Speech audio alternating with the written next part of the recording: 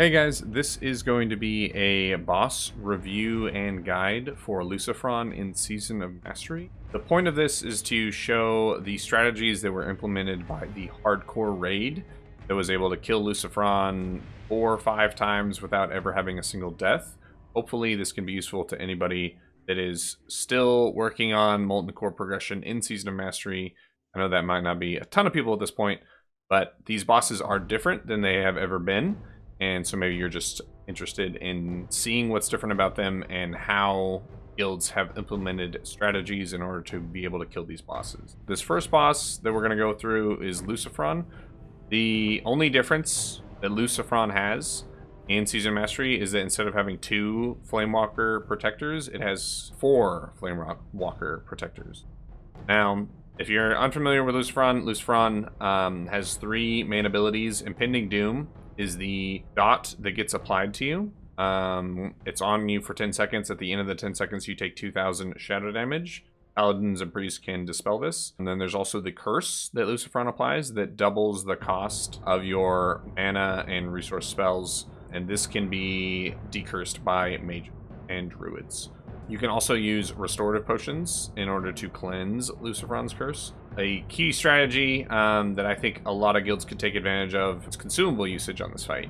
So having greater shadow protection potions to help avoid and mitigate any impending dooms that make it through, and then popping restorative pots to help with the mages and druids having to decurse every single person in the raid with Lucifron's curse. Those are 2 things that we implemented. When you watch our boss fight, you'll see everyone, I think, has greater shadow protection potions up, and we all are popping restorative potions before that first curse goes out. The third ability that Lucifron has is just a Shadow Shock ability. This can also be mitigated by the greater shadow protection potion. Now, the adds are what makes this fight the most interesting, especially in Season of Mastery, because you have to deal with 4 of them. The main thing you need to know about these adds is that they mind control people, and they mind control people every 15 seconds, or if they don't currently have a target mind controlled, they will spam it. And the way that we mitigate this is by using hunter pets as the main target for these mind controls. So hunter pets cannot be mind controlled, which means that if the pet is the closest thing to the center of the ad's hitbox, it will continue to try to dominate mind the pet, and it will continue to fail, and it will often sit there just casting dominate mind on the pets and not actually doing very much damage to the off tank that is controlling it. So that's how we deal with that. The cleave is not that much damage. We focus Lucifron down, kill Lucifron, and then we kill the adds one by one. So for Lucifron, you can see over here, we had a pretty big spread of classes.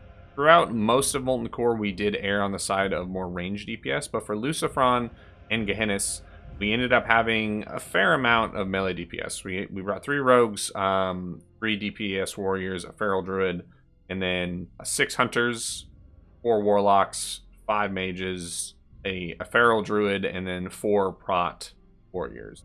So we brought enough warriors that we could easily tank all of the adds, in addition to having our main tank tanking on.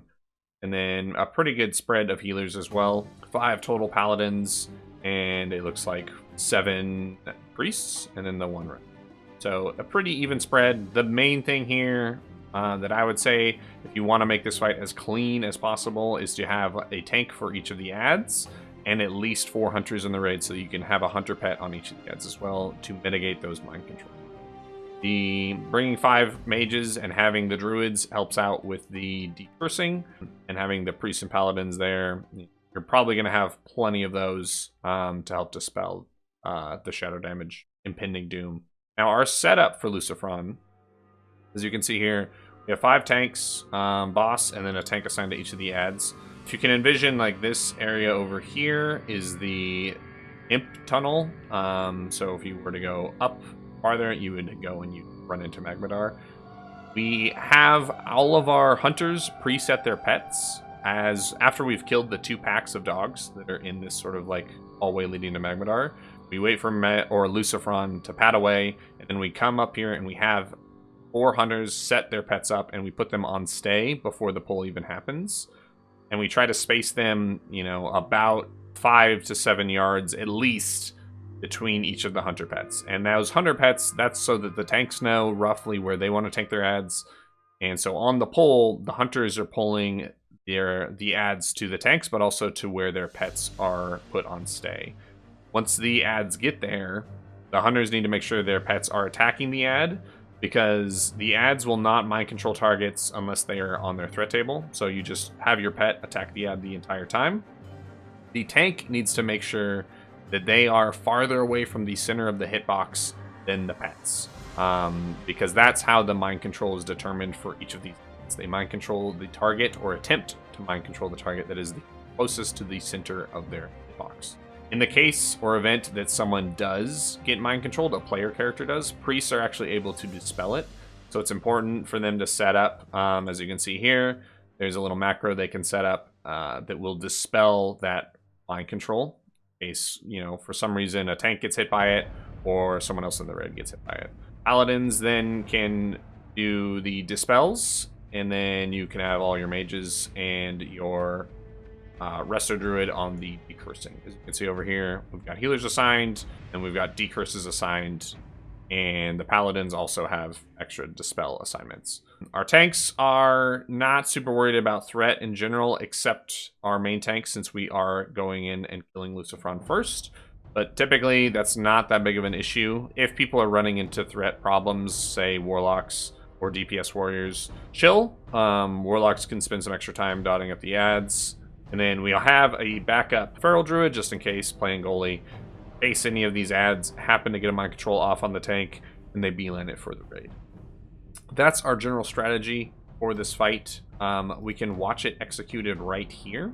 So in this was our 10 out of 10 run from the hardcore community. We killed every single boss in Molten Core on 1 life characters. You can see here the pets are already spaced out, and now the hunters are positioned here to pull the ads to their pets, to the tanks, and once they get here, the hunters make sure to put their pets on the ad, and then they can swap and start DPSing. There was a call out there, use restorative potions.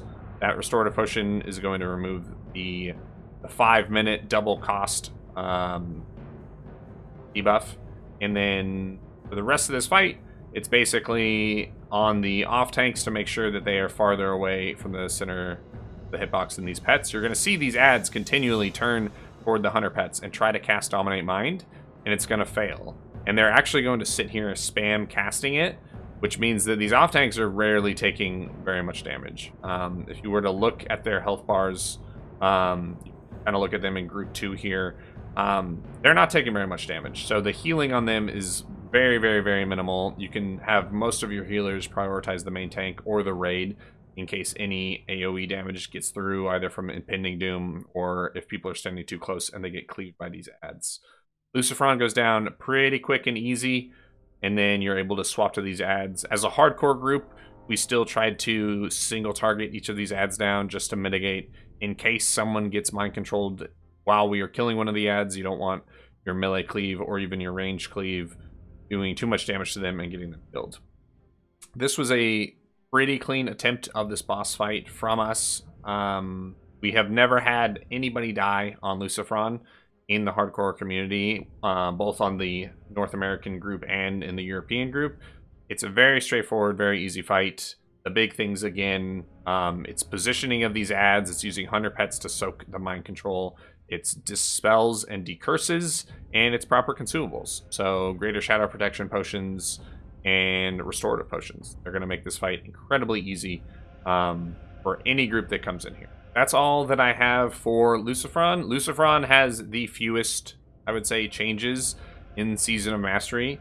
So it's very, very, very straightforward. Magmadar, on the other hand, which I will go over in the next video, has a few more changes. It's got some interesting things that require more tanks than the original classic version of Magmadar. And as we get further into Molten Core, you'll see that there are more and more of these changes for each of the bosses. And some of them, if you were trying to do them with 0 deaths, require you to actually move around and do the mechanics, which is not something that very many people, I think, are used to, especially in Molten Core. So it's fun and it's interesting, and we had a great time doing it, especially in a hardcore environment. Thank you for watching. See you next time. Happy hunting.